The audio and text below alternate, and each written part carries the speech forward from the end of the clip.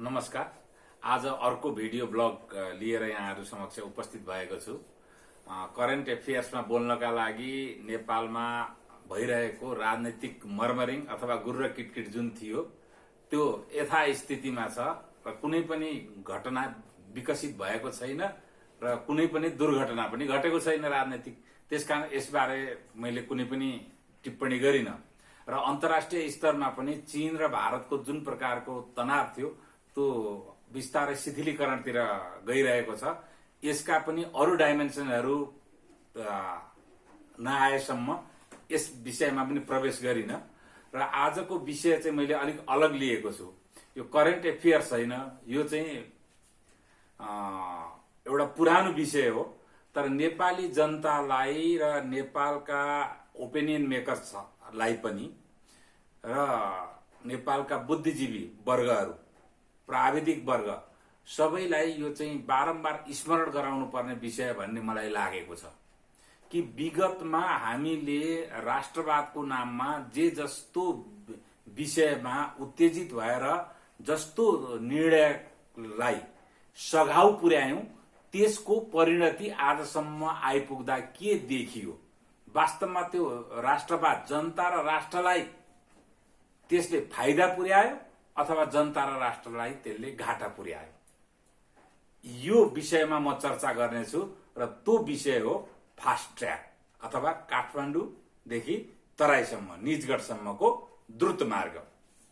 जतिखेर यो द्रुत मार्ग बनाउनका लागि नेपाल सरकारले अन्तर्राष्ट्रिय टेन्डर खोल्यो, त्यो टेन्डरमा त्यहाँ चाहिँ तोकिएका मापदण्डहरू बमोजिम नै जे जति टेन्डर परे तिनीहरू मध्ये सबैभन्दा उपयुक्त प्राविधिक र आर्थिक पक्षबाट अथवा वित्तीय पक्षबाट पनि सबैभन्दा उपयुक्त प्रस्ताव थियो आईएलएफएस भन्ने एउटा कम्पनीको, जुन कम्पनी भारतको बम्बेमा दर्ता भएको थियो र कम्पनीमा लगानीकर्ताको रूपमा अबुधाबी अर्थात युनाइटेड अरब इमिरेट्सको अबुधाबीको एउटा कम्पनी पनि थियो। त्यो कम्पनीले प्राप्त गर्यो र उसले त्यसको विस्तृत परियोजना प्रतिवेदन अथवा डिटेल प्रोजेक्ट रिपोर्ट डीपीआर पनि तयार गर्यो। त्यो डीपीआर तयार गर्दाका वक्तसम्म त्यो परियोजनाको कुल लागत थियो 112 अर्ब नेपाली रुपियाँ। त्यतिको उसले परियोजना प्रतिवेदन तयार पार्यो र त्यस पछाडि सरकारसित सम्झौता गर्ने क्रममा जसलाई प्रोजेक्ट डेभलपमेन्ट एग्रिमेन्ट भनेर भनिन्छ अथवा परियोजना विकास सम्झौता गर्ने बेलामा उसको एउटा शर्त थियो। त्यो शर्त थियो चाहिँ न्यूनतम आम्दानीको ग्यारेन्टी हुनुपर्ने। त्यही शर्त एउटालाई चाहिँ लिएर व्यापक रूपमा यहाँका विज्ञहरूले प्राविधिज्ञहरूले आलोचना गर्नुभयो र जनस्तरसम्म पनि आलोचना पुग्यो र मिडिया त त्यसको विरुद्धमा राम्ररी नै खन्डियो। त्यस पछाडि राजनीतिक वृत्तमा पनि गजबले बहस भयो। एक थरीले भन्न लागे कि यो भारतलाई दिनुपर्छ भने, अर्का थरीले भारतलाई दिनुहुन्न भने। वास्तवमा त्यो न्यारेटिभ नै गलत थियो। बम्बेमा एउटा दर्ता भएको एउटा कम्पनीले न त भारत सरकारको र भारतको चाख नै प्रतिनिधित्व गर्दथ्यो, अझ त्यो पनि विदेशीको पनि लगानी भएको कम्पनीले। त्यसकारण जो भारतलाई दिनुपर्छ भन्थे भारतको समर्थनमा यहाँ कुनै पनि परियोजना अथवा कुनै पनि विषय अगाडि आयो भने आम रूपमा जन असन्तुष्टि उराल्नलाई सहज हुन्छ भनेर नै उनीहरूले भनिरहेको बुझ्न आज आउँदा चाहिँ कठिन भएन। र जो भारतलाई दिनु हुँदैन भन्थे उनीहरूले त त्यो निश्चित नेपालमा परम्परागत रूपमा आएको न्यारेटिभलाई पक्रेर हिँडेका थिए। अर्थात् दुईटै पक्षको के थियो भने त्यो द्रुत मार्ग कहीँ न कहीँबाट भाँडियोस् भन्ने आशय चाहिँ आजसम्म आइपुग्दा बुझ्न मलाई कठिन भएको छैन।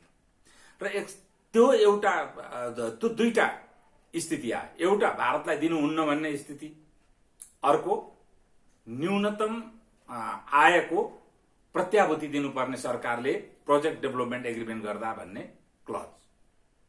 त्यो दुईटा आइसकेपछि पहिले अब त्यो उसले क्लज राख्न उचित थियो कि थिएन, त्यही कारणले गर्दाखेरि हामीहरूले चाहिँ त्यो प्रोजेक्ट नदिएर यो चाहिँ बडो राष्ट्रवादको त्यतिखेर त भयंकर ठुलो नारा पनि आयो, सारा जनअनुमोदन प्राप्त भयो। सारा जनताहरू त्यसको पक्षमा उभिए र त्यसलाई त्यो कम्पनीलाई जुन टेन्डर दिएको थियो त्यसलाई रद्द गरेर नेपाल सरकारले नेपाली सेनालाई दिने भन्ने निर्णय गर्यो। सबै हामी खुसी भयौं। यसका पक्षमा क्याम्पेन गर्ने जो प्राविधिज्ञहरू हुनुहुन्थ्यो, बुद्धिजीवीहरू हुनुहुन्थ्यो, उहाँहरू त धेरै नै खुसी हुनुभयो। यद्यपि म चाहिँ त्यसको पक्षमा थिइनँ। त्यतिखेर मेरो स्वर मलिन थियो र म धेरै नै डिफेन्सिभ पोजिसनमा थिएँ।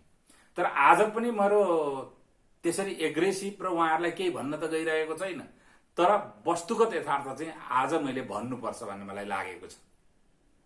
र बीचबीचमा यसरी इतिहासमा भएका त्रुटिहरू र यसलाई के र त्यस्ता त्रुटिहरू जसलाई आम जनताको अनुमोदन पनि प्राप्त भयो र त्यसले देश र जनता स्वयंलाई कस्तो घाटा पुर्यायो त्यसको पुनरावलोकन बीचबीचमा हुनै पर्छ, ताकि उपरान्त त्यस्ता प्रकारको मास मेनिया चाहिँ निर्माण नहोस् र त्यस्ता प्रकारका क्याम्पेनहरू पनि निर्माण नहुन्, भइहाले पनि त्यसलाई जनताले चिनुन्। त्यही कारणले मैले आज यो विषय उठान गरेको छु। नेपाली सेनालाई त्यस पछाडि दिइयो त अब उसले अर्थात् त्यो आईएलएफएस कम्पनीले चाहिँ त्यो शर्त राख्नुपर्ने विशेष कारण के थियो, आज त्यो कुरा म पहिले प्रस्तुत गर्दछु, व्याख्या गर्दछु। त्यस पछाडि म चाहिँ आज हामीहरूले कुन मन्जिलमा आइपुग्यो त्यो भन्नेछु यहाँहरू समक्ष। पहिलो कुरो, नेपाल सरकारले त्यतिखेर पनि हेटौडाबाट फेरि अर्को मार्ग अथवा भीमफेदीबाट सुरुङ खनेर चाहिँ काठमाडौँलाई जोड्ने अर्को मार्गलाई पनि लाइसेन्स दिने प्रक्रियामा थियो। यदि दुईटा द्रुत मार्ग तराईसित जोडिए भने जुन प्रकारको तराईसित जोडिँदाखेरिको सवारी आवागमन थियो त्यो आवागमन दुईतिर विभाजित हुने स्थिति हुन्थ्यो। त्यो अवस्थामा दुईटै परियोजनाहरू चाहिँ न्यूनतम आयमा पनि चल्न नसकेर घाटामा जानुपर्ने स्थिति हुन्थ्यो। निजी लगानी घाटामा त जान सक्दैन थियो। त्यसकारण यति न्यूनतम कि यताको परियोजना चाहिँ नदिने प्रत्याभूति उसलाई दिनु पर्थ्यो, अर्को परियोजना विकासै नगर भनेर त अर्को कम्पनीलाई भन्न सक्दैन थियो उसले। त्यो अवस्थामा उसित निर्विकल्प स्थिति के थियो भने न्यूनतम आयको प्रत्याभूति सरकारले दिनुपर्छ भन्ने स्थिति थियो। त्यसका लागि उसले त विदेशबाट कर्जा लिएर आउनु पर्थ्यो। त्यो नभइकन उसले विदेशबाट फाइनेन्सियल क्लोजर अथवा कर्जाको व्यवस्थापनै गर्न सक्दैन थियो। फेरि कर्जाको व्यवस्थापन कसरी गर्नुपर्ने, अब यत्रो ठुलो कर्जा डलरमा लिएर आउनु पर्ने, डलरमा लिएर आउँदाखेरि डलर र नेरुको जुन एक्सचेन्ज समस्या छ अथवा विनिमयको दरको जुन समस्या छ अथवा डलरको भाउ बढ्ने जुन समस्या छ, त्यसले गर्दा ऋणको आकार बढ्दै जाने जुन समस्या छ, त्यसलाई सम्बोधन गर्ने कानून नेपालमा थिएन, जसलाई हेजिङ भनिन्छ। त्यो अवस्थामा उसित एउटा मात्रै विकल्प थियो, डलरमा कर्जा लिएर भारतमा राख्ने र नेपालको त्यसबाट आएको कर्जा चाहिँ आइसी अथवा इन्डियन करेन्सी भारतीय रुपियाँ गर्ने। किन भारतीय रुपियाँ चाहिँ स्थिर विनिमय दरमा भएको हुनाले त्यसको चाहिँ तलमाथि नहुने भयो र जोखिम कम हुने भयो। त्यसका लागि बाहिरबाट चाहिँ कर्जा व्यवस्थापन गर्न पनि न्यूनतम आयको प्रत्याभूति उसलाई हुनै पर्थ्यो। यो एकदम कमर्सियल रूपमा कुनै त्यस्तो चाहिँ ठुलो र केही हुने विषयवस्तु थिएन। तर अब भयंकर ठुलो, अब त्यतिखेर त हामीले राष्ट्रवादलाई अगाडि लिएर आयौं, मूर्खतालाई अगाडि लिएर आयौं, शोषणका कुराहरूलाई गर्यौं, अनि त्यहाँदेखि अब त्यो राष्ट्रवाद हाम्रो कहाँ कहाँ लक्षित हुन्छ त त्यतिखेर पनि लक्षितै भयो। परिणाम त्यो परियोजना चाहिँ सेनालाई हामीले जिम्मा दियौं र कस्तो गरेर जिम्मा दियौं भने उसले चाहिँ त्यो परियोजनाको डिटेल प्रोजेक्ट रिपोर्ट तयार गर्दासम्म 2.4 मलाई 2.4 जस्तो लाग्छ, ठ्याक्कै रकम भन्न सकिन, त्यति अर्ब रुपियाँ चाहिँ खर्च गरेको भनेर डीडी अथवा त्यसको अध्यावधिक लेखा परीक्षणले र प्राविधिक लेखा परीक्षणले चाहिँ प्रमाणित गरेको रहेछ। त्यो पैसा पनि हामीहरू दिन तयार भएनौं, सरकार दिन तयार भएन र हामी 40 करोड लिएर जा नभए हामीहरू दिन्नौं भन्ने स्थिति आइसकेपछि उसले सायद त्यो पनि पैसा लगेन र त्यसले अन्तर्राष्ट्रिय स्तरमा हाम्रो चाहिँ इमेज के भयो भने नेपालमा यसरी अन्तर्राष्ट्रिय स्तरको टेन्डर खोलेर परियोजना विकास गर्न जाँदाखेरि पनि परियोजनाको डीपीआर तयार भइसकेपछि सरकारलाई बुझाउनुपर्छ। सरकारले डीपीआर लिन्छ, परियोजना क्यान्सिल गर्छ र त्यो डीपीआर को पैसा पनि दिँदैन भनेर संसारभरि। म त हेर्नुहोस्, व्यापारिक जमातको पनि मान्छे, हरेक मान्छेको टिप्पणी त हाम्रो देशप्रति र हाम्रो व्यापारिक वातावरणप्रतिको टिप्पणी मैले सुनेको छु। राजनीतिमा बस्ने अथवा सिम्पल कुनै पनि व्यापारिक जोखिम र अन्तर्राष्ट्रिय व्यापारमा कहीँ पनि संलग्न नभएका नितान्त सैद्धान्तिक कुराहरू मात्रै अगाडि लिएर आएर आम उत्तेजना फैलाएर राष्ट्रवादको खेती गर्ने महामहिमहरूलाई यो कुरो थाहा हुँदैन, हामीलाई थाहा हुन्छ। त्यसबाट एउटा आम बेइज्जतीको नेपाल हो र नेपालमा उपरान्त त्यस्ता परियोजनाहरू आए भने हरेक ठूला कम्पनीहरूले 2 चोटि 4 चोटि सोध्नुपर्ने स्थिति हामीले निर्माण गर्थ्यौं। अब चाहिँ यसको हामीले के लाभ गर्यौं त त्यति गरेपछि? अब आज आएर हेरौं, त्यो कम्पनीलाई दिएको भए 2020 सम्म, आजको मितिसम्म आइपुग्दाखेरि लगभग त्यो परियोजना पूरा भइसक्थ्यो। तर आज सेनाले कति ट्र्याक खोलेको छ? 24 सम्ममा ट्र्याक खोल्ने र परियोजना पूरा हुने भनेको छ। तर त्यो हुन्छ कि हुँदैन भविष्यले देखाउला। र जब त्यसमा सरकारले सुको लगानी पनि गर्नु पर्दैन थियो, आज परियोजना पनि पूरा हुन्थ्यो। अब बुट अवधि अथवा यस्ता परियोजना त निश्चित समय पछाडि हाइड्रो पावर जस्तै सरकारलाई हस्तान्तरण गर्नुपर्छ। त्यो समय पूरा भइसकेपछि त सरकारले पाइ नै हाल्थ्यो सबै त्यो परियोजना, त्यो बाटो सरकारकै अधीनमा भइहाल्थ्यो। र आज त्यसले गर्दाखेरि आजको मिति यो 2020 पछाडि हाम्रो पेट्रोलियमको आयातमा कति कम हुन्थ्यो, त्यसले विदेशी मुद्रामा कस्तो असर पार्थ्यो र त्यो जसले टोल अथवा त्यो सडकबाट हिँडे बापत जुन रकम तिर्नुपर्छ सवारी साधनले, त्यसमा भ्याट आउँथ्यो र त्यतिखेरको आँकडा अनुसार 8 अर्ब चाहिँ प्रति वर्ष उसको चाहिँ राजस्व उठ्थ्यो। त्यो सम्पूर्ण सवारी साधन तराईबाट जो काठमाडौँमा आउँथे तिनीहरूलाई चाहिँ गणित गर्दाखेरि त 8 अरबको 13%ले 1 अरब 4 करोड त राजस्व उठ्थ्यो सरकारको। आज के भएको छ? सरकारले 9-10 अरब 8-10 अरब कति हो सेनालाई दिएको देइछ। सेनाले आफ्नै तलब खाएर चाहिँ आफ्नै इक्विपमेन्ट प्रयोग गरेर त बनाउने होइन त्यो बाटो त सेनालाई सरकारले पैसा दिनुपर्छ। र आजको मितिसम्म आइपुग्दाखेरि त्यो 112 अर्बको बाटो बढेर 180 अर्ब भयो। 68 अर्ब अधिक बजेट लाग्यो। बाटोको क्वालिटी कस्तो हुन्छ थाहा छैन, फास्ट ट्र्याक हुन्छ कि स्लो ट्र्याक हुन्छ। एलाइनमेन्ट त त्यही होला, किनभने त्यही डीपीआर का आधारमा बनेको छ। अब एकातिर सरकारको पैसा पनि खर्च नहुने, त्यो सरकारको पैसा भने हामीले तिरेको राजस्व, ट्याक्स पेयरको त्यो पैसा हो। त्यो पैसा पनि खर्च नहुने, उल्टो राजस्व आउने, त्यो कुरोलाई बन्द गरेर एकहोरो हामीले पैसा खर्च गरिरहेका छौँ अहिले र 180 अर्ब खर्च गर्नुपर्नेछ आन्तरिक स्रोतबाट। यस्तो राष्ट्रवादमा उत्तेजित भएर हामीले यस्तो निर्णय गरौं। आज कसले जित्यो? त्यो कम्पनीको त 2 अरब 40 करोड जति घाटा भयो कि हामीलाई नाफा भयो? यसरी नै राष्ट्रवादको कुरालाई अगाडि ल्याएर यस्ता परियोजनाहरू भाँडिन्छन् नेपालमा। यो पहिले अरुण थडमा पनि भएको, अरुण थडको बारेमा धेरै बहस गरिसक्यौं, म त्यतापट्टि लाग्दिन। अब यस पछाडि म महाकाली पञ्चेश्वरको विषयमा म प्रवेशै गर्नेछु। केही नेपालमा अब बाँधहरूमा भएका बखेडाको बारेमा पनि म प्रवेशै गर्नेछु। यो पहिलो दृष्टान्त यहाँहरू समक्ष मैले राखेको हुँ।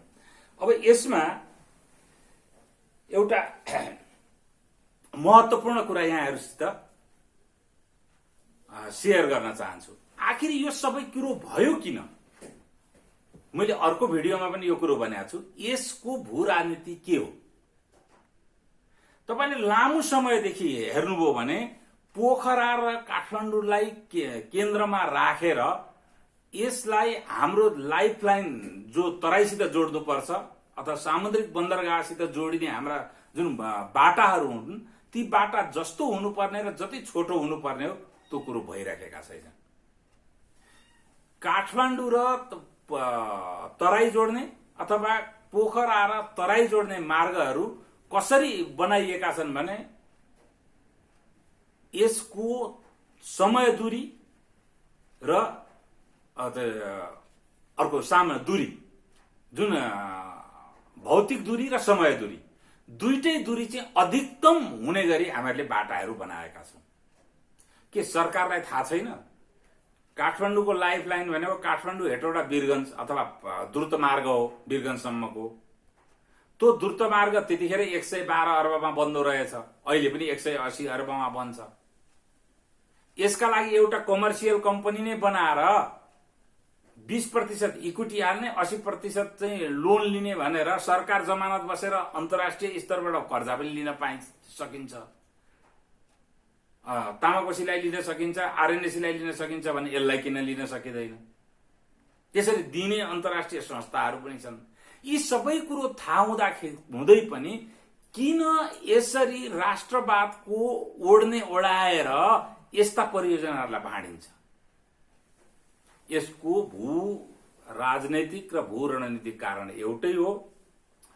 भारतको सीमानाबाट काठमाडौँ र पोखरा जोड्ने बाटालाई कुनै न कुनै बहानामा अधिकतम रूपमा बाधित गरिन्छ र समय दूरी र भौतिक दूरी यसको बढाइन्छ। त्यही नीति अन्तर्गत नै यो चाहिँ बखेडा सिर्जना गरिएको थियो फास्ट ट्र्याकमा पनि। अब ती कहाँबाट कुन कुन चाखहरू चाहिँ आएर बुद्धिजीवीहरूलाई प्रभावमा पारे, अखबारहरू अथवा सञ्चार माध्यमहरूलाई प्रभावमा पारे र त्यसै अनुसारको जनमत निर्माण गरे, त्यो त भविष्यमा उजागर हुँदै जाला, अरू कसैले पनि उजागर गर्नु होला। तर यस्तो आत्मघाती राष्ट्रवादमा अगाडि बढेर हामीले आज हाम्रो राजस्व र हाम्रो चाहिँ सरकारको जुन ढुकुटी पनि रित्याएका छौं र आउने राजस्वलाई पनि बाधित गरेका छौं, हाम्रो जनजीवनलाई पनि चाहिँ मतलब कष्टकर बनाएका छौं। अब अर्को यस्तै चाहिँ एपिसोडमा, यस्तै भागमा म अर्को परियोजनाको बारेमा यसरी नै व्याख्या गर्नेछु। आजलाई यति, धन्यवाद।